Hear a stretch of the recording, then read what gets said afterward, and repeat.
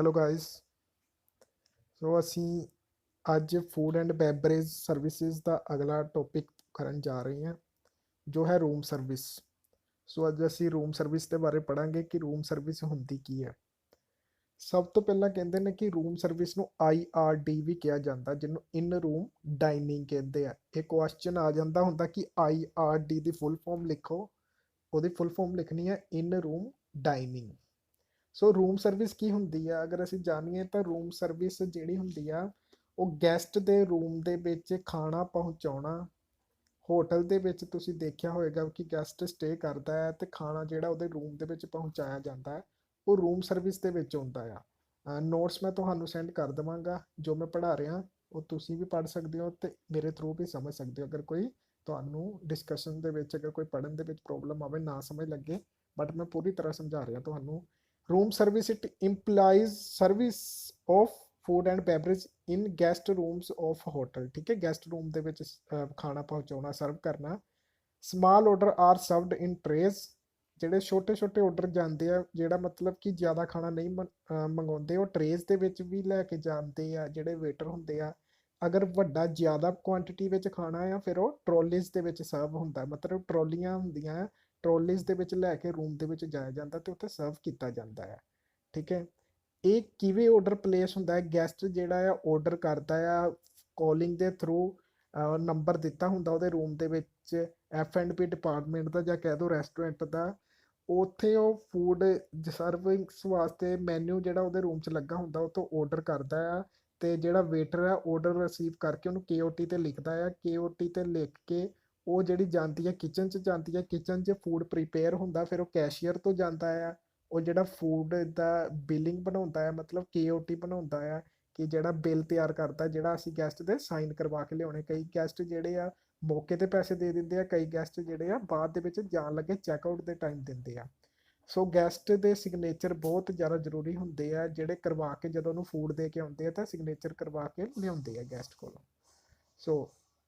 ਸੋ ਕਹਿੰਦੇ ਨੇ ਕਿ there are two types of room service. ਦੋ ਤਰ੍ਹਾਂ ਦੀ ਜਿਹੜੀ ਰੂਮ ਸਰਵਿਸ ਹੁੰਦੀ ਆ। ਕਿਹੜੀ ਕਿਹੜੀ ਹੁੰਦੀ ਆ? ਇੱਕ ਹੁੰਦੀ ਆ ਸੈਂਟਰਲਾਈਜ਼ਡ, ਇੱਕ ਹੁੰਦੀ ਆ ਡੀਸੈਂਟਰਲਾਈਜ਼ਡ।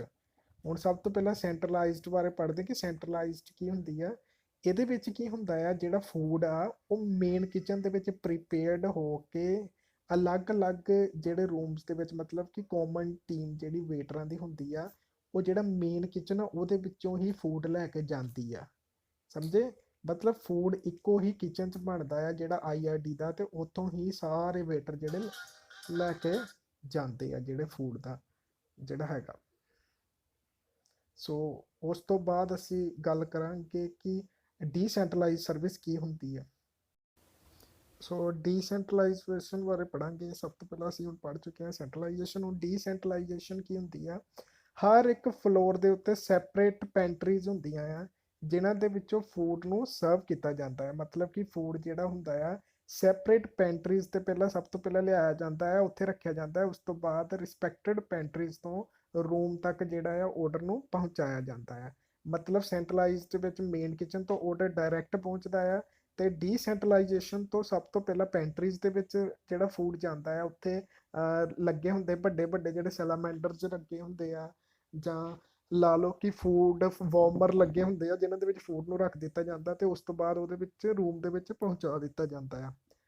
ਸੋ ਨੈਕਸਟ ਕਹਿੰਦੇ ਨੇ ਮੋਬਾਈਲ ਪੈਂਟਰੀਜ਼ ਕੀ ਹੁੰਦੀਆਂ ਨੇ। ਮੋਬਾਈਲ ਪੈਂਟਰੀਜ਼ ਜਿਹੜੀਆਂ ਹੁੰਦੀਆਂ ਨੇ ਉਹ ਸਟਾਫ ਦੀ ਕਮੀ ਕਾਰਨ, ਜਾਂ ਸਟਾਫ ਦੀ ਮੈਨ ਪਾਵਰ ਜਿੱਥੇ ਸ਼ੋਰਟੇਜ ਹੋਵੇ ਉੱਥੇ ਯੂਜ਼ ਕੀਤੀਆਂ ਜਾਂਦੀਆਂ। ਤੁਸੀਂ ਦੇਖਿਆ ਹੋਵੇਗਾ ਕਿ ਹਰ ਹੋਟਲ ਦੇ ਵਿੱਚ ਅਲੱਗ-ਅਲੱਗ ਫਲੋਰਸ ਦੇ ਉੱਤੇ ਇੱਕ ਫ੍ਰਿਜ ਜੀ ਟਾਈਪ ਪੈਂਟਰੀ ਲੱਗੀ ਹੁੰਦੀ ਹੈ, ਜਿਹਦੇ ਵਿੱਚ ਤੁਸੀਂ ਕੋਇਨ ਡਾਲ ਕੇ ਕੋਈ ਵੀ ਚੀਜ਼ ਕੰਜ਼ਿਊਮ ਕਰਦੇ ਹੋ, ਜਾਂ ਫਿਰ ਮਨੀ ਡਾਲਦੇ ਹੋ। ਜਿੱਦਾਂ ਵੈਂਡਰ ਮਸ਼ੀਨ ਹੁੰਦੀ ਆ, ਸੇਮ ਐਜ ਮੋਬਾਈਲ ਪੈਂਟਰੀਜ਼ ਹੁੰਦੀਆਂ ਨੇ, ਜਿਹਦੇ ਥਰੂ ਤੁਸੀਂ ਫੂਡ ਜਿਹੜਾ ਆ ਡਿਸਪੈਂਸ ਕਰ ਸਕਦੇ ਹੋ, ਡਿਸਪੈਂਸਿੰਗ ਕਰ ਸਕਦੇ ਹੋ। ਰੂਮ ਦੇ ਬਾਹਰ ਲੱਗੀਆਂ ਹੁੰਦੀਆਂ ਇਹ ਜਿਹੜੀਆਂ ਹੁੰਦੀਆਂ, ਵੱਡੇ ਵੱਡੇ ਹੋਟਲਾਂ ਦੇ ਵਿੱਚ ਜ਼ਿਆਦਾਤਰ ਇਹ ਲਾਈਆਂ ਜਾਂਦੀਆਂ ਨੇ, ਜਿੱਥੋਂ ਤੁਸੀਂ ਕੋਈ ਵੀ ਕੋਇਨ ਵਗੈਰਾ ਰਾਹੀਂ ਫੂਡ ਕੰਜ਼ਿਊਮ ਕਰ ਸਕਦੇ ਹੋ। ਬ੍ਰੇਕਫਾਸਟ ਸਰਵਿਸ ਕੀ ਹੁੰਦੀ ਆ? ਅੱਗੇ ਆ ਗਈ ਬ੍ਰੇਕਫਾਸਟ ਸਰਵਿਸ। ਬ੍ਰੇਕਫਾਸਟ ਸਰਵਿਸ ਤੁਸੀਂ ਦੇਖਿਆ ਹੋਏਗਾ ਮਾਰਨਿੰਗ ਟਾਈਮ ਦੇ ਉੱਤੇ ਬ੍ਰੇਕਫਾਸਟ ਸਰਵਿਸ ਜਿਹੜੀ ਪ੍ਰੋਵਾਈਡ ਕੀਤੀ ਜਾਂਦੀ ਹੈ। ਸਭ ਤੋਂ ਪਹਿਲਾਂ ਬੈੱਡ ਟੀ ਜਿਹੜੀ ਆ ਪ੍ਰੋਵਾਈਡ ਕੀਤੀ ਜਾਂਦੀ ਆ।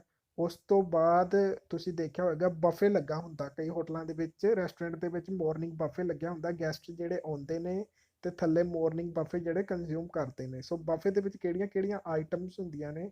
ਬਫੇ ਦੇ ਵਿੱਚ ਇੰਗਲਿਸ਼ ਜਿਹੜਾ ਬ੍ਰੇਕਫਾਸਟ ਮੈਨਿਊ ਹੁੰਦਾ ਆ, ਫ੍ਰੈਂਚ ਬ੍ਰੇਕਫਾਸਟ ਮੈਨਿਊ ਹੁੰਦਾ ਆ, ਅਲੱਗ-ਅਲੱਗ ਇੰਡੀਅਨ ਬ੍ਰੇਕਫਾਸਟ ਮੈਨਿਊ, ਮਤਲਬ ਕਿ ਜਿਹੜਾ ਜਿਹੜਾ ਵੀ ਮੈਨਿਊ ਕੰਜ਼ਿਊਮ ਕਰਨਾ ਚਾਹੁੰਦਾ ਆ ਉਸ ਹਿਸਾਬ ਦੇ ਨਾਲ ਉੱਥੇ ਉਹਨੂੰ ਉਹ ਜਿਹੜਾ ਮੈਨਿਊ ਪ੍ਰੋਵਾਈਡ ਕੀਤਾ ਜਾਂਦਾ ਆ ਬ੍ਰੇਕਫਾਸਟ ਦੇ ਵਿੱਚ।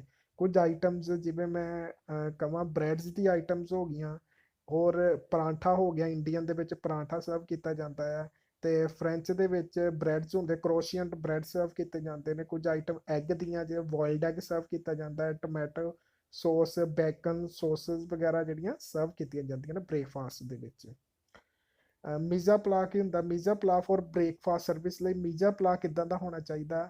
ਸਭ ਤੋਂ ਪਹਿਲਾਂ ਕੀ ਕਰਦੇ ਨੇ, ਟੇਬਲ ਲਗਾਇਆ ਜਾਂਦਾ, ਟੇਬਲ ਕਲੋਥ ਵਿਛਾਇਆ ਜਾਂਦਾ ਟੇਬਲ ਦੇ ਉੱਤੇ, ਉਹਦੇ ਉੱਤੇ ਕਵਰ ਲਗਾਇਆ ਜਾਂਦਾ ਹੈ ਜਿੰਨਾ ਟੇਬਲ ਦੇ ਉੱਤੇ ਕਵਰ ਹੋਵੇ, ਠੀਕ ਹੈ। ਬ੍ਰੇਕਫਾਸਟ ਕਵਰ ਲਗਾਉਣ ਤੋਂ ਬਾਅਦ side plates, side knife, salt pepper, mustard, cruet set, fish knife, fish fork, large knife and large fork ਤੇ ਡੈਜ਼ਰਟ ਸਪੂਨ, ਜਿਹੜਾ ਉਹ ਸਾਰਾ ਟੇਬਲ ਦੇ ਉੱਤੇ ਇਹਨੂੰ ਕਹਿੰਦੇ ਆ ਕਵਰ ਲਗਾਉਣਾ, ਕਵਰ ਲਗਾਇਆ ਜਾਂਦਾ ਆ। ਉਸ ਤੋਂ ਬਾਅਦ ਐਸਟਰੇ ਜਾਂ ਬਟਰ ਡਿਸ਼ ਵੀ ਜਿਹੜੀ ਆ ਬ੍ਰੇਕਫਾਸਟ ਦੇ ਟਾਈਮ ਤੇ ਰੱਖੀ ਜਾਂਦੀ ਆ ਉੱਥੇ। ਤੇ ਉਹ ਕੀ ਹੁੰਦਾ ਕਿ ਉਹ ਜਿਹੜਾ ਟੇਬਲ ਸੈਟਅਪ ਹੈ ਅਰਲੀ ਮਾਰਨਿੰਗ ਜਿਹੜਾ ਲਗਾ ਦਿੱਤਾ ਜਾਂਦਾ ਆ, ਤੇ ਉਸ ਤੋਂ ਬਾਅਦ ਜਿਹੜੇ ਗੈਸਟ ਆਉਂਦਾ ਆ ਉਹੀ ਟੇਬਲ ਸੈਟਅਪ ਤੇ ਬੈਠ ਕੇ ਆਪਣਾ ਬ੍ਰੇਕਫਾਸਟ ਕੰਜ਼ਿਊਮ ਕਰਦਾ ਆ, ਤੇ ਉਸ ਤੋਂ ਬਾਅਦ ਉਹ ਚਲਾ ਜਾਂਦਾ ਹੈ ਰੂਮ ਦੇ ਵਿੱਚ। ਇਹ ਸੈਟਅਪ ਬ੍ਰੇਕਫਾਸਟ ਸੈਟਅਪ ਹੁੰਦਾ ਆ, ਠੀਕ ਹੈ। ਸੋ ਉਸ ਤੋਂ ਬਾਅਦ ਅਸੀਂ ਪੜਾਂਗੇ ਕਿ ਬੇਸਿਕ ਮੈਥਡ ਕੀ ਹੁੰਦੇ ਆ ਸਰਵਿਸ, ਜਿਹੜੀ F&B ਸਰਵਿਸ ਹੁੰਦੇ ਆ ਉਹ ਬੇਸਿਕ ਮੈਥਡ ਕਿਹੜੇ ਕਿਹੜੇ ਯੂਜ਼ ਕਰਨੇ ਚਾਹੀਦੇ ਆ, ਕਿਵੇਂ ਜਿਹੜੇ ਬੇਸਿਕ ਪ੍ਰਿੰਸੀਪਲ ਜਿਹਨੂੰ ਕਹਿ ਸਕਦੇ ਆ ਕਿ ਵੇਟਰ ਨੂੰ ਕਿਹੜੀ ਚੀਜ਼ ਦਾ ਖਿਆਲ ਰੱਖਣਾ ਚਾਹੀਦਾ ਹੈ।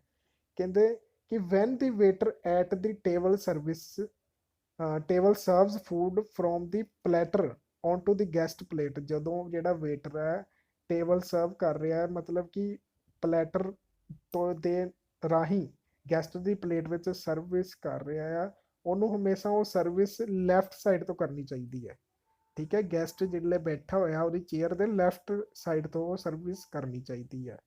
when food is pre-plated the service to the guest is usually done from the right, ਠੀਕ ਹੈ।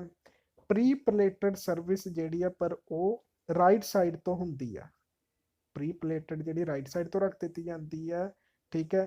ਬਟ ਜਦੋਂ ਪਲੈਟਰ ਸਰਵਿਸ ਹੁੰਦੀ, ਜਿਹਨੂੰ ਅਮਰੀਕਨ ਸਰਵਿਸ ਵੀ ਕਹਿੰਦੇ ਆ, ਉਹ ਜਿਹੜੀ ਹੁੰਦੀ ਆ ਉਹ ਲੈਫਟ ਸਾਈਡ ਤੋਂ ਹੁੰਦੀ ਆ, ਇਹ ਗੱਲ ਹਮੇਸ਼ਾ ਯਾਦ ਰੱਖਣੀ ਆ। ਤੇ ਬੈਵਰੇजेस ਜਿਹੜੀਆਂ ਸਰਵ ਹੁੰਦੀਆਂ ਉਹ ਵੀ ਰਾਈਟ ਸਾਈਡ ਤੋਂ ਹੁੰਦੀਆਂ ਆ, ਠੀਕ ਹੈ।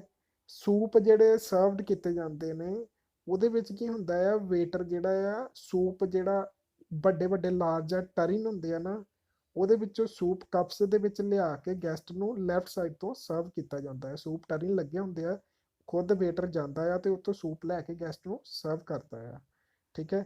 Ladies R always served first and the remaining guest clockwise, ਹਾਂ ਹੋਟਲ ਦਾ ਇੱਕ ਰੂਲ ਹੁੰਦਾ ਹੈ ਕਿ ਲੇਡੀਜ਼ ਜਿਹੜੀਆਂ ਹੁੰਦੀਆਂ ਉਹਨਾਂ ਨੂੰ ਪਹਿਲਾਂ ਸਰਵ ਕੀਤਾ ਜਾਂਦਾ ਹੈ, ਲੇਡੀਜ਼ ਫਸਟ ਹੋਟਲ ਦਾ ਰੂਲ ਹੁੰਦਾ ਹੈ। ਅਗਰ ਗੈਸਟ ਬੈਠੇ ਆ ਸੋ ਲੇਡੀਜ਼ ਬੈਠੀਆਂ ਨੇ ਨਾਲ, ਤੇ ਲੇਡੀਜ਼ ਨੂੰ ਜਿਹੜਾ ਫਸਟ ਸਰਵ ਕੀਤਾ ਜਾਂਦਾ ਆ।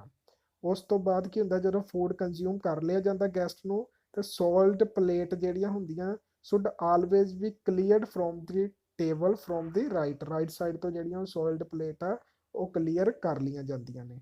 ਇਹ ਸੀਗਾ ਤੁਹਾਡਾ ਰੂਮ ਸਰਵਿਸ ਦਾ ਮੈਥਡ। ਕਿ ਰੂਮ ਸਰਵਿਸ ਦੇ ਵਿੱਚ ਇਹ ਗੱਲ ਯਾਦ ਰੱਖਣੀ ਕਿ ਗੈਸਟ ਨੂੰ ਸਰਵ ਫੂਡ ਜਿਹੜਾ ਆ ਰੂਮ ਦੇ ਵਿੱਚ ਸਰਵ ਕੀਤਾ ਜਾਂਦਾ ਹੈ। IRD ਇਨ ਰੂਮ ਡਾਈਨਿੰਗ ਇਹਨੂੰ ਕਿਹਾ ਜਾਂਦਾ ਹੈ, ਠੀਕ ਹੈ।